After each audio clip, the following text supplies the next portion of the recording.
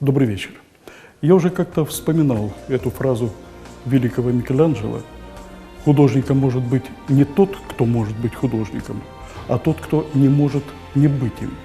Хотя я думаю, что это относится к любой творческой профессии, когда речь идет о профессионализме высокого класса. Хотя сегодня все по Микеланджело.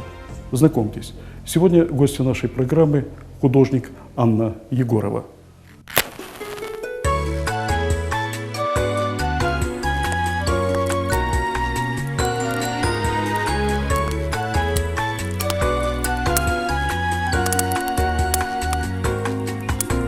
Анна Владимировна, добрый вечер. Добрый вечер.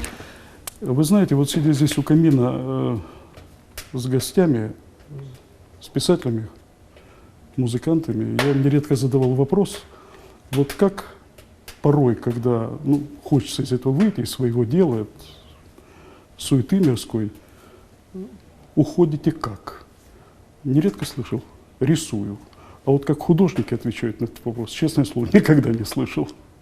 Евгений Эдуардович, дело в том, что как раз занимаясь своим делом, я как раз и ухожу от мирской суеты. А все остальное, что не имеет отношения к моему делу, это как раз и есть мирская суета. Так что мне, может быть, в этом отношении несколько проще, чем людям других профессий. И все-таки, кроме того, что вы владеете кистью, что-то в вашей жизни еще есть для души? А в моей жизни все для души. Просто процесс создания картины не складывается из одного, так сказать, прикосновения кисти к холсту. Он включает в себя очень много разных аспектов. Поэтому, как сказал какой-то великий, в произведении не может быть того, чего нет в Творце. Поэтому раньше надо Творцу состояться, а потом, может быть, тогда состоится и произведение. Будем считать, что вы ответили, хотя я знаю, что вы еще и поете, играете на гитаре. Ну, я любитель. А вот в изобразительном искусстве я смею надеяться, что я все же профессионал. Вот скажите откровенно, вот если руку на сердце положить, это сложно было уйти от неких семейных традиций и пойти не в науку, как наверняка ваши родители мечтали, а уйти в мир совсем другой, другого содержания, других мыслей, наверное, другой психологии. Как это было? Вы знаете, мне кажется, что я вовсе не разрушила семейные традиции, уйдя в изобразительное искусство. Дело в том, что такие занятия, которые связаны с тем или иным видом искусства, всегда в моей семье интересовали всех ее членов. Мой дед превосходно рисовал, мама писала красками, бабушка моя занималась оперным пением. Отец писал стихи, пародии, он был капитаном Днепропетровской команды КВН, он очень много выступал на сцене со своими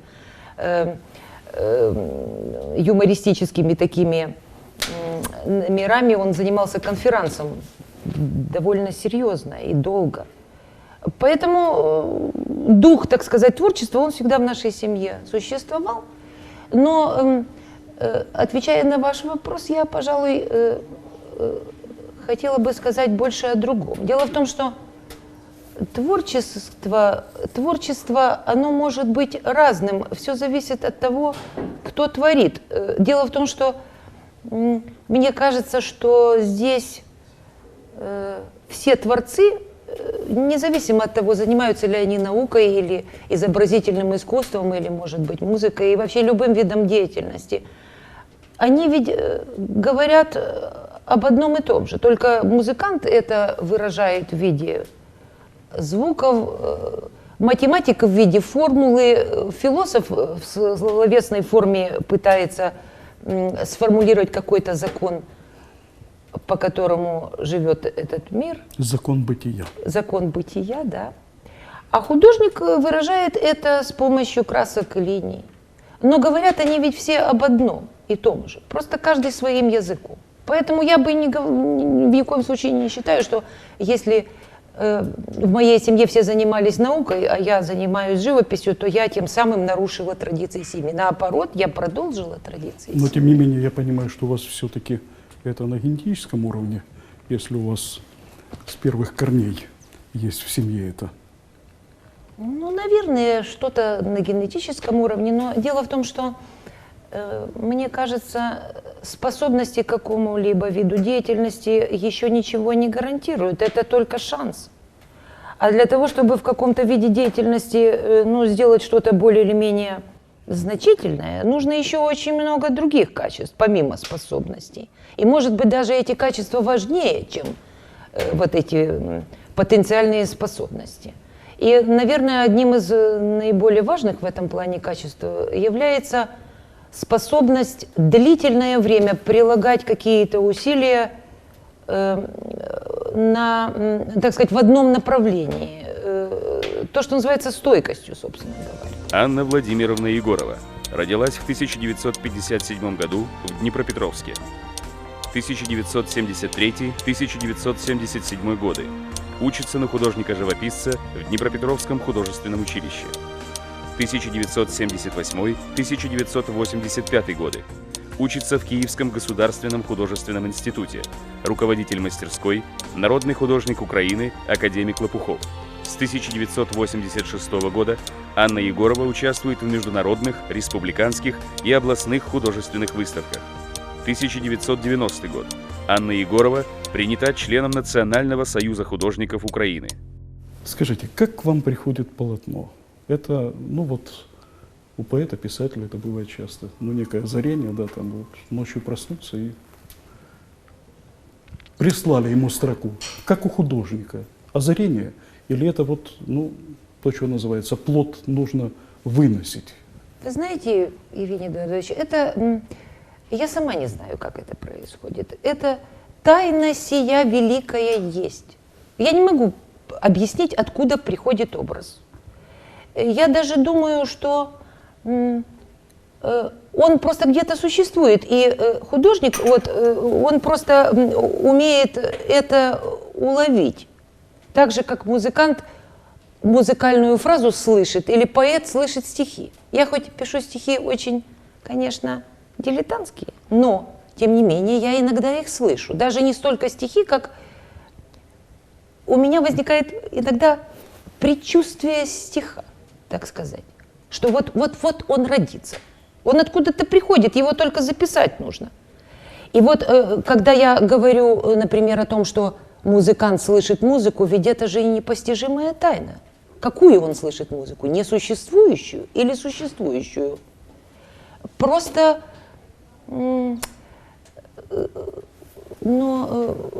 есть такая фраза, мы часто говорим, мне в голову пришла мысль. Мы же не говорим, моя голова произвела эту мысль. Мы говорим, мне в голову пришла мысль. Откуда она пришла? Она откуда-то пришла, значит, мысль там была, откуда она пришла. Просто не каждому приходит. Так вот это образ зрительный такой, который потом потенциально способен стать картиной, он тоже приходит не к каждому. Он приходит к тому, кто родился художником. А к физику, наверное, формула приходит, если разрешается ему эту формулу увидеть. Есть физики, лирики, к которым приходят разные мысли. К сожалению, только бывает так, что кому-то приходит мысль, но, к сожалению, не те мысли приходят. Но, тем не менее, если эту мысль, так сказать, продолжить, о том, мысли когда... о мысли, да? мысли, то в этом и заключается, собственно, самая главная творческая составляющая моей профессии. Потому что написать картину, это уже, так сказать, простое. Но если умеешь, так не так и сложно ее написать. Ее просто надо взять и написать. Предтеча. Не в этом дело. Ее раньше надо увидеть. Поэтому такие минуты, конечно, это дар Божий. И объяснить их сложно. И объяснить их невозможно. Можно только за это благодарить. Понятно. Анна Владимировна, может быть, вопрос вам покажется некорректным, не отвечайте. Но я вот о чем хотел спросить. очень редко у мужчин творческой профессии, художники, поэты, писатели. Муза – это женщина или женщины, это состояние влюбленности. У женщины-художника есть муза, и в чем она? Ну, в вашем вопросе, к сожалению, есть такой налет общего взгляда на различие, так сказать, между мужчиной и женщиной, причем в таком патриархальном немножко Может быть, ключе. может быть. Ну, просто таковы взгляды общества уже не один век. И, конечно, мы как-то привыкли сравнивать или даже противопоставлять, вот, дескать, мужское творчество это вот оно такое, а женское оно какое-то другое. Но в связи с этим я хочу вспомнить такой пример, он, как бы сказать, напрашивается сам собою. Гениальный советский скульптор Вера Мухина создала скульптуру, которая является символом эпохи социализма. Можно там, так сказать, говорить об этом по-разному, и, может быть, это произведение не всех, так сказать, греет, но, тем не менее, это великое произведение, и никто другой, хотя в советскую эпоху творили многие крупнейшие мастера кисти и резца, но, тем не менее, именно Вера Мухина оставит человечеству, так сказать, квинтэссенцию, символ этой огромной и сложной эпохи. А ведь она принадлежит к слабому полу. И я очень далека от мысли, что на эту скульптуру ее вдохновила любовь к ее мужу, знаменитому врачу Замкову. Хотя он был очень ярким человеком и, конечно же, незаурядным, но я думаю, что ее резцом двигала другая любовь в данном случае. Поэтому, как вам сказать, состояние влюбленности, конечно же, делает мир вокруг человека совершенно иным. Это огромная энергия, которая требует какого-то выхода. И, конечно, человек, который объят, охвачен чувством любви, ему хочется, как бы сказать, перепрыгнуть через самого себя, стать лучше самого себя. И это, конечно же, вдохновляет на всевозможные свершения в самых разных сферах. Но я бы не связывала именно с какими-то конкретными женщинами высокие достижения мужчин-творцов в избранном ими деле. Портрет – это главное в вашем творчестве, насколько я знаю. Вот скажите, пожалуйста, вы пишете и современников, пишете исторические личности, Багун, Ярослав Мудрый, княгиня Ольга. Ну, я понимаю, думаю, что я понимаю, что нужно суметь передать и эпоху, но главное, мне кажется, нужно передать характер личности. А это, ну, на мой взгляд, достаточно тонкое дело. Вот как здесь не ошибиться? Насколько, скажем так, психологически можно быть уверенным в том, что это правильный ход, ну, в том или ином портрете? Вот вы себя психологом здесь чувствуете? Я как-то не задумывалась над этим особенно.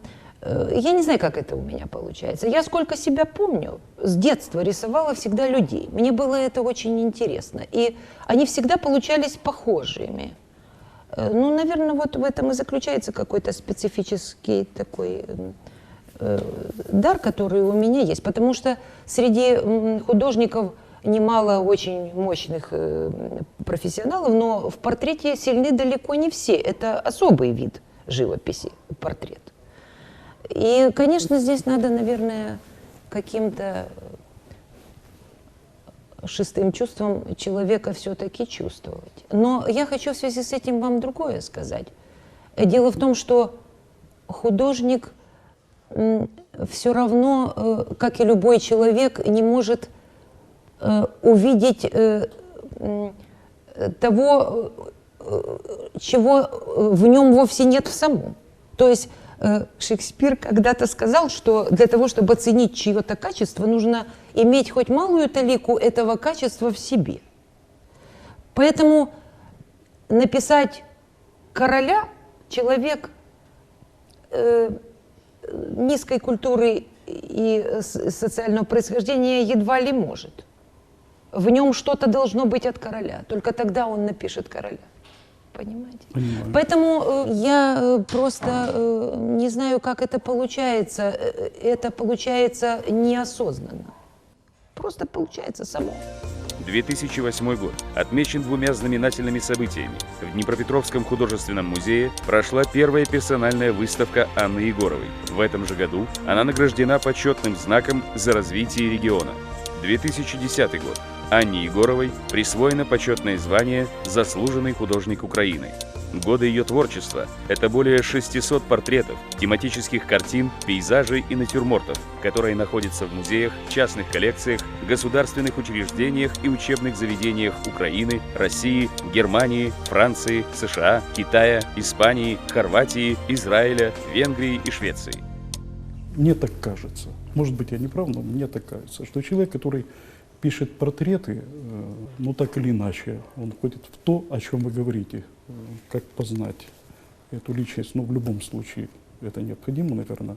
Вот художник должен при этом, еще раз говорю, мне так кажется, задаваться извечным вопросом, вот что есть суть и цель жизни человека, и как ее прожить так, чтобы не было, ну помните, чтобы не было мучительно больно, да? Вот вы знаете ответ на этот вопрос? Хороший вопрос. Спасибо. Это тот вопрос, который занимает, так сказать, лучшие умы человечества в течение тысячелетий. И, собственно, даже дело не в том, художник человек или сапожник. Все равно он так или иначе задается этим вопросом, потому что человек так устроен, ему нужно для чего-то жить. И когда говорят, что жизнь для жизни существует, ну, это не ответ, это, так сказать, софизм, не более того. А если в жизни есть смысл, то тогда она становится источником каких-то радостей, стремлений какие-то осуществляются Жизнь в ней. становится жизнью. Но да? если человек теряет смысл, то, как правило, это очень плохо для него заканчивается. И, конечно, я тоже об этом думала в разном возрасте и продолжаю об этом думать. И, как мне кажется, для себя я определила, в чем он состоит. Для меня он состоит в 3 понятиях. Первое – это любовь, второе – это творчество, а третье – это свобода. И вот применительно к этим 3 понятиям я хочу немножко сказать больше. Конечно, когда я говорю, что смыслом жизни является любовь, я не вкладываю в это узкий смысл, то есть, так сказать, Я понимаю. взаимоотношения Да. между мужчиной и женщиной, хотя и это очень важно, и это одно уже может наполнить собой жизнь. Но тем не менее, любовь, она ведь очень многогранна и многолика, и любовью этот мир вообще живет. Любовь, она может быть к людям, к природе, к творчеству, к ребенку, к земле, к Богу. И когда человек любит только себя, он бесплоден. А если он направляет вот эту энергию любви вовне, тогда происходит какое-то преображение и творение создается. Творчество, вторая такая категория понятия, это очень широкое понятие, потому что мы ведь все маленькие частицы огромного целого, которое можно назвать Богом, можно назвать космосом, можно назвать всемирным разумом, как угодно это назовите, но дело в том, что человек любой – это крохотная частица этого целого. А ведь об этом целом пишут другими словами Творец с большой буквы. Поэтому мне кажется, что дух творчества и потребность в нем, она свойственна всем людям без исключения. И человек, который творческий, он привносит элемент творчества во все, что он делает, без исключения. Он даже обед готовит творческий. И поэтому, если есть вот эта потребность, то жизнь, конечно, имеет смысл. Но самое главное – это третье понятие – свобода. И это слово сейчас, так сказать, немножко затаскали. Но я понимаю под свободой это для меня возможность и способность совершать свободный выбор. Это очень важная и сложная тема, которая, конечно, в рамки нашей беседы ни в коем случае поместиться не может. Но дело в том, что люди в большинстве своем, они в молодые годы, в детстве, в юности, они, как бы сказать, приобретают определенную систему взглядов, которые им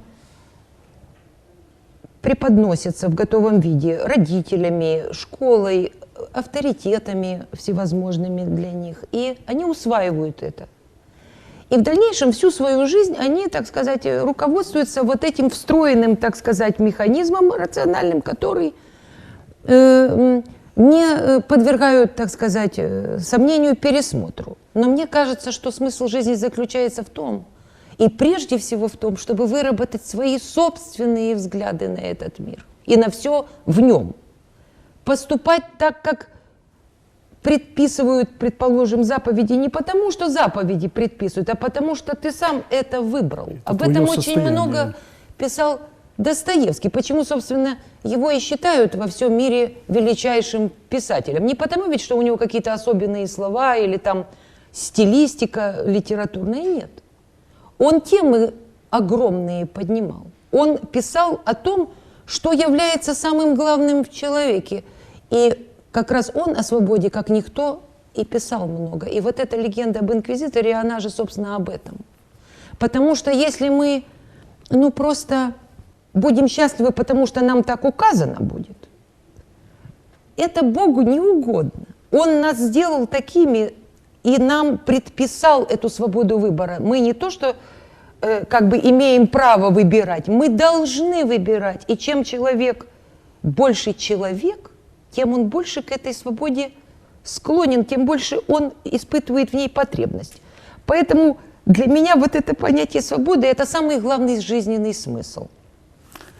А свободный человек Анна Егорова всегда Ой, удовлетворена? нет, я далеко не свободный, к сожалению. Я в себе понемножечку преодолеваю некоторые эти грани несвободы.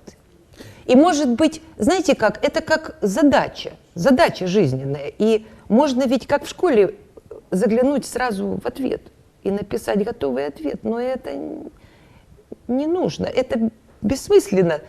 Надо решить. И если решишь правильно, то и жизнь, значит, была прожита не зря. И тем не менее, вы всегда удовлетворены тем, что сделали? Как правило, нет.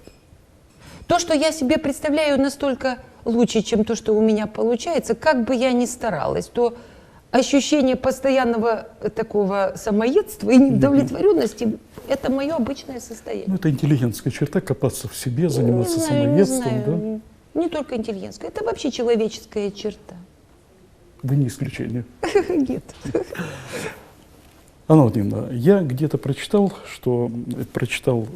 вашу фразу, что вы живете счастливой верой в то, что лучшая картина будет вами еще написана. Вы уже тему этой картины знаете? Не знаю. Вы знаете, я никак не могу повзрослеть в некотором смысле. Так это уже я хорошо. все время жду чуда. Каждый день. Мне кажется, что за каждым поворотом оно может нас ожидать. И вообще мне немного нужно, чтобы восхититься. И поэтому мне кажется, что еще кое-что я все-таки смогу. Хоть мне уже, конечно, много лет, но все-таки, может быть, все-таки лучшую картину я еще напишу. Действительно. Вот эту фразу мы обязательно вырежем. Про что? Про то, что напишу лучшую картину? Нет, про то, что вам много лет. Так это правда, куда же деваться? Так и есть. Алла, я вам действительно искренне благодарен за искренний разговор. Спасибо. Спасибо вам.